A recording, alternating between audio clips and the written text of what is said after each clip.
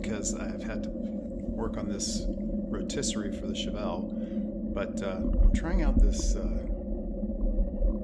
thing that you hold in your hand, and it keeps the camera balanced, and it seems to be working pretty good. But I'm not looking at the camera.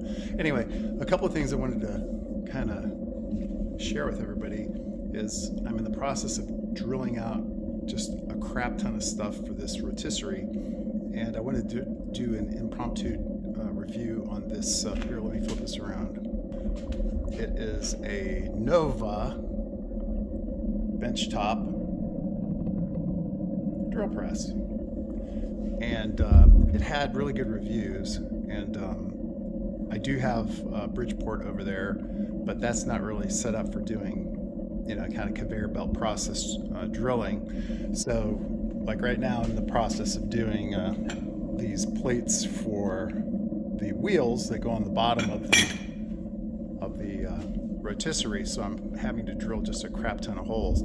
Anyway, the problem that I had with this particular drill press is this chuck would fall out almost on every drill that I did.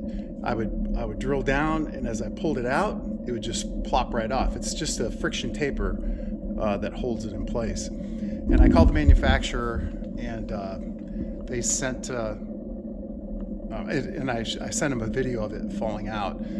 I'll post that on this channel too. It's pretty cool, just to watch it fall out constantly. But anyway, it's a really cool machine. It's got this little light. It's got a laser beam for lining things up, and I thought, well, this would be a really good investment.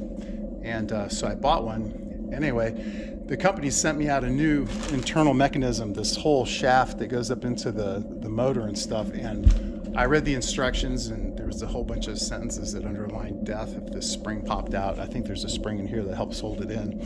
Anyway, I didn't want to tear the whole thing apart and try to put it back together again. So just out of frustration, I got some of the red, I think it's 620 Loctite, and I just coated the crap out of this after I cleaned it off really well.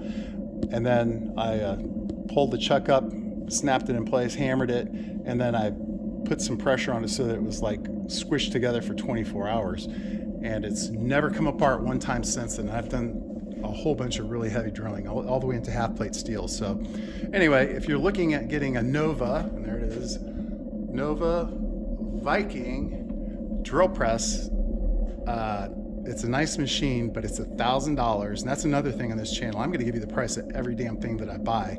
It's $1,000. It is not worth $1,000. I got that Grizzly drill press over there for $400 flat, and I got that Buffalo, which is from 1945 or something, for $80, and I redid it, and it works perfectly well.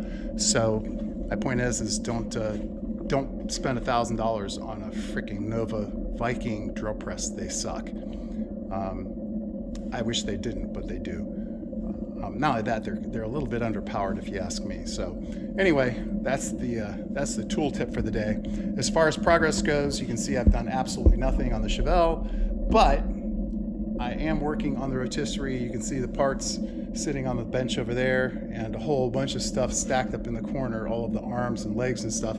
So once I get this welded up, I will show everybody how it goes together, and then we're going to have a video putting that body. We're going to take the forklift. I got a forklift over there.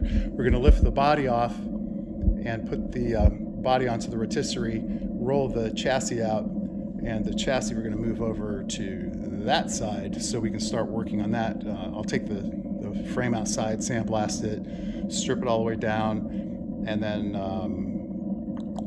weld it up, because we're going to weld a whole bunch of structural components into the side rails and some other spots to make sure it's completely rigid. And then we're going to go through all the body mount holes, and like the ones over here. It doesn't turn down. Anyway, like in the frame, the top of the frame right there, and there are little metal washers that I'll weld in place so that the frame's a lot stronger at those contact points. And anyway, that'll be a whole nother series of videos. So that's it for now.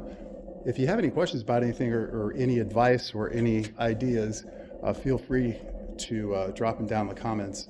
In addition to that, I am toiling with what kind of wheels and stupid things don't work around. What kind of wheels, tires, and color to paint this. It's going to have black interior. I haven't picked out the seats yet. I don't know if I'm going to keep the bench in there or put a console in and make it a bucket seats. A lot of the SSs that were sold in the 70 through 72 range came with bench seats, so it's not like it's a bad thing. But I think the buckets would be a lot cooler. So, and trust me, getting brand new seats, brand new seats, 2 bucket seats, and the cover for the back is almost the same price as getting covers for the rear and covers for the front. You know, the material that you have to do to put the whole thing together. It's just, I just can't believe how much money that is. So anyway, if you have any advice on color and advice on wheels and tires, please let me know. I don't really want to cut the axle or anything like that. So as much as I can stuff under the wheel wells is the size tires I'm going to go with. I don't want 14s or 15s because the wheels are too small. I'm looking at 17s or 18s possibly, with the most amount of rubber that I can get on there and the widest tires I can get on there. Anyway, that's it for now. Take care.